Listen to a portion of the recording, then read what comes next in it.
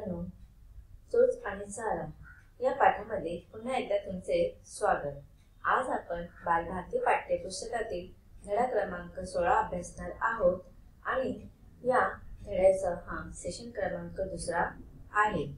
यापूर्वीच्या पाठाच्या भागामध्ये आपण लेखकाच्या द्वारे लेखकाने जे पक्षींचे विविध निरीक्षण करून त्यांच्यातील काही गोष्टींचा आढावा घेतला, त्याचंच वर्णन लेखकाने या पाठामध्ये केलेला आहे।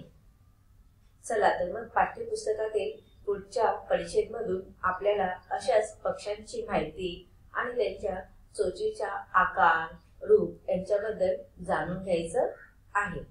लेखक म्हणतात की सर्वसाधारणपणे पक्षी निरीक्षण करताना पक्ष्यांचा रंग, उडण्याची किंवा बसण्याची पद्धत याबरोबरच त्यांच्या चोचीचा आकार कसा आहे याकडे लक्ष दिलं जातं। आता बघा, इथे लेखकाने आपल्याला सांगितलं आहे की जे सर्वसाधारणपणे पक्षींचं निरीक्षण करणारे जे अभ्यासक असतात तर त्यात कोणत्या गोष्टींचं पक्ष्यांच्या बाबतीत निरीक्षण करत असतात किंवा अभ्यास करत असतात। असे हे पक्षी अभ्यासक पक्ष्यांचा रंग, वेगवेगळ्या पक्ष्यांचा वेगवेगळा रंग असतो, त्यांची उडण्याची पद्धत कशी आहे, पक्ष्यांची बसण्याची पद्धत कशी आहे, याच्या व्यतिरिक्त पक्ष्यांच्या चोचींचा आकार कसा आहे याकडे सुद्धा आवर्जून निरीक्षण केलं जातं। कारण चोचीच्या आकारावरून त्या पक्ष्यांचे भक्ष्य म्हणजे आपण इथे त्यांचं आपण अन्न म्हणू शकतो की ते जे खातात ते प्राणी किंवा शिकार। तर चोचीचा आकार ज्या पद्धतीचा असतो, पक्ष्यांच्या प्रत्येक पक्ष्यांचा चोचीचा आकार हा वेगळा असतो आणि त्या चोचीच्या आकारावरून त्या पक्ष्यांचे भक्षक म्हणजेच त्यांचे शिकार, घरट्यांचा प्रकार याचा अंदाज बांधता येतो। आता तुम्ही घरट्यांचा आकार किंवा त्यांची पद्धत सुद्धा वेगळी पाहिलेली असेल की काही घरटे जे असतात ते झाडावरती असे गोलाकारामध्ये असतात, काही उभट असतात आणि सुगरणीचा तर कसा असतो, वरती आणि खाली निमुळता असतो आणि मध्ये एकदम गोलाकार असतो। तर अशा रीतीने ह्या घरट्यांचा जो आकार असतो किंवा घरट्यांचा जो प्रकार असतो याच्यावरून आपण त्या पक्ष्यांच्या चोचीचा आकार सुद्धा आपण अंदाज लावू शकतो किंवा मग पक्ष्यांच्या चोचीच्या आकारावर ना त्यांचं भक्ष्य कोणतं असणार आहे किंवा हे घरट कोणत्या पक्ष्याने बांधलेले असेल हे आपण अंदाजे सांगू शकतो। प्राणी सृष्टीमध्ये वेगवेगळ्या गटातल्या प्राण्यांच्या शरीर रचनेकडे बघितल्यावर जाणवतं की फक्त पक्ष्यांना चोच असते। आता बघा, आपण जेव्हा प्राणी सृष्टीमध्ये बघतो म्हणजे सगळ्या सजीवांकडे जर आपल्याला एक निरीक्षण करायचं असेल, एक दृष्टिक्षेप टाकायचा असेल तर प्राणी सृष्टीमध्ये जे काही वेगवेगळ्या गटातले प्राणी आहेत त्यांच्या शरीर रचनेकडे जर पाहिलं तर आपल्याला फक्त एवढं जाणवतं की पक्ष्यांनाच चोच असते। इतर प्राण्यांना चोच पाहिजे का आपल्याला नाही, त्यांना तोंड असतं की आपण त्यांना तोंड म्हणतो, तर पक्ष्यांच्या तोंडाला चोच असते आणि ह्या जसं प्राणी त्यांच्या तोंडाने अन्न ग्रहण करतात तसे पक्ष्यांना अन्न ग्रहण करण्यासाठी चोच असते। मग अशा फक्त पक्ष्यांना चोच असते उत्क्रांतीच्या ओघात। उत्क्रांती म्हणजे प्रजनन, की एका पक्षीद्वारे दुसरे पक्षी निर्माण होणे। उत्क्रांतीच्या या ओघामध्ये बदलत्या हवामानात आणि बदलणाऱ्या नैसर्गिक परिस्थितीमध्ये टिकून राहताना प्राण्यांच्या शरीरामध्ये बदल होत असतो। बघा, आता जेव्हा आपण पाहतो की प्रजनन करण्याची जी क्रिया आहे त्याच्यामुळे सुद्धा प्राण्यांच्या शरीरामध्ये आपल्याला बदल पाहायला मिळतो। त्याचप्रमाणे ज्या ठिकाणी ते राहत असतात, प्राणी किंवा पक्षी ज्या ठिकाणी राहत असतात तर त्या ठिकाणचे जे काही हवामान असते ते हवामानानुसार किंवा मग त्या ठिकाणच्या नैसर्गिक परिस्थितीमध्ये प्राणी स्वतःच्या शरीराच्या त्या परिस्थितीमध्ये टिकून ठेवण्यासाठी त्यांच्या शरीरामध्ये ते परिवर्तन करून आणत असतात किंवा शरीरामध्ये अचानकपणे आपोआप बदल होत असतो। त्यातले काल सुसंगत, उपयोगी आणि आवश्यक बदल टिकून राहिले। मग बघा, त्यापैकी असे जे काही परिवर्तन राहत असतात त्या त्यानुसार कालसुसंगत म्हणजे काल सुसंगत म्हणजेच काळाप्रमाणे त्याच्यामध्ये आपल्याला बदल पाहायला मिळतात आणि काही बदल हे त्या पक्ष्यांच्या उपयोगासाठी असतात म्हणून ते बदल केलेले ते त्यांच्या शरीरामध्ये करत असतात आणि काही आवश्यक असणारे बदल सुद्धा स्थायी रूपामध्ये टिकून राहिलेले आहेत। आणि याच प्रवासामध्ये पक्ष्यांची चोच निर्माण झाली. पक्ष्यांच्या ज्या वेगवेगळ्या जाती निर्माण झाल्या त्यांच्या चोचीमध्ये रंग, आकार यात विविधता निर्माण झाली.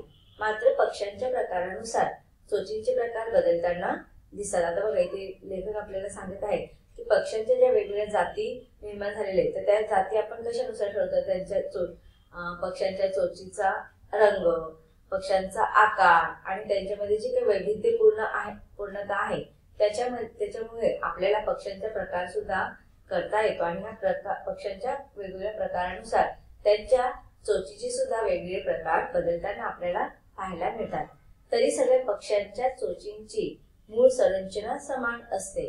कोणत्याही पक्ष्यांची चोच 2 भागामध्ये विभागलेली असते. आता इथे बघा लेखक आपल्याला हळूहळू पक्ष्यांच्या चोचीमध्ये काय फरक असतो याचं वर्णन करून सांगत आहे की प्रत्येक पक्ष्यांचा जर आपण आकार पाहिला तर त्या मूळ चोचीची संरचना आहे ती सारखीच असते आणि कोणत्याही पक्ष्यांची 2 भागामध्ये विभागणी केलेली असते. पक्ष्यांची जी चोच असते ती 2 भागांमध्ये असते. जसे आपल्याला खालची आणि वरची ओठ, खालचे आणि वरचे दात आहेत तसेच पक्ष्यांचे सुद्धा चोचीचे 2 भाग झालेले असतात, वरचा भाग आणि खालचा भाग. वरचा ओठ आणि खालचा ओठ जसं मानवाला असतं तसंच पक्ष्यांना सुद्धा वरचा भाग आणि खालचा भाग.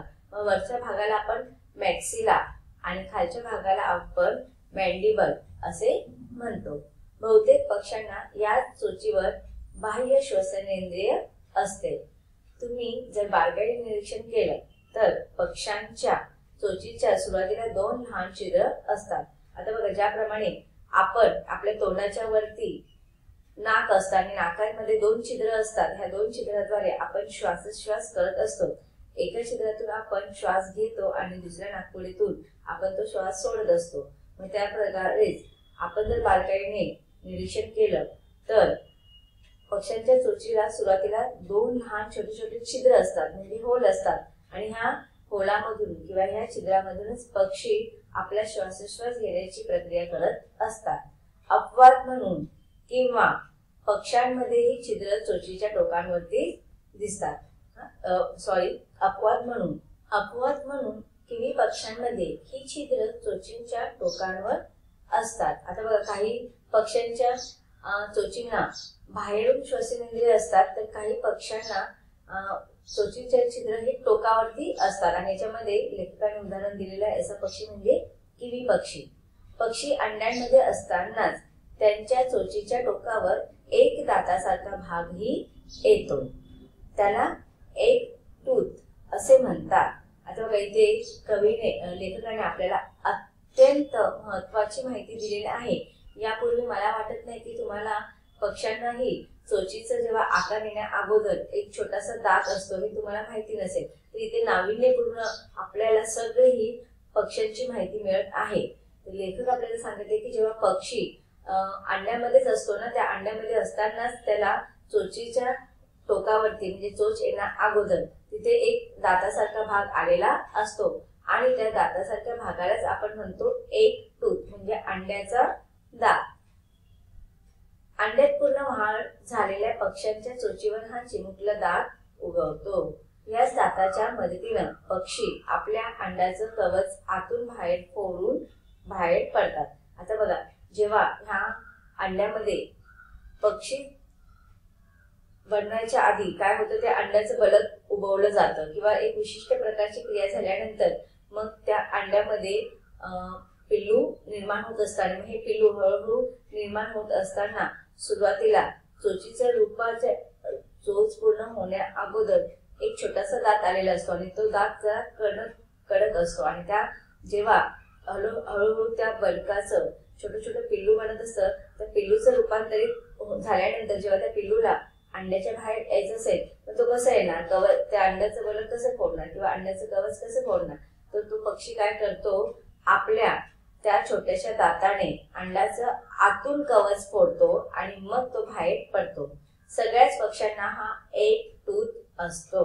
आता इथे लेखकाने आपल्याला सांगितलेलं आहे की हे जे काही एक टूथ आहे ते फक्त ठराविक पक्ष्यांनाच असतं असं नाही, सगळ्याच पक्ष्यांना हा एक टूथ असतो. अपवाद म्हणजे किवी पक्ष्यांची पिल्ले. फक्त किवी पक्षी जे आहेत त्यांची पिल्ले त्यांना हा एकटूथ नसतो. मग ही पिल्ले कशी बरं बाहेर पडत असतील, तर त्याच्यावर लेखक पुढे आपल्याला सांगत आहेत की ही पिल्ले लाथा मारून अंड्याचे कवच फोडतात आणि मग ते बाहेर पडतात. स्टॉर्क सारखे काही पक्षी नेहमी त्यांच्या लांब लांब चोची आपटताना दिसतात.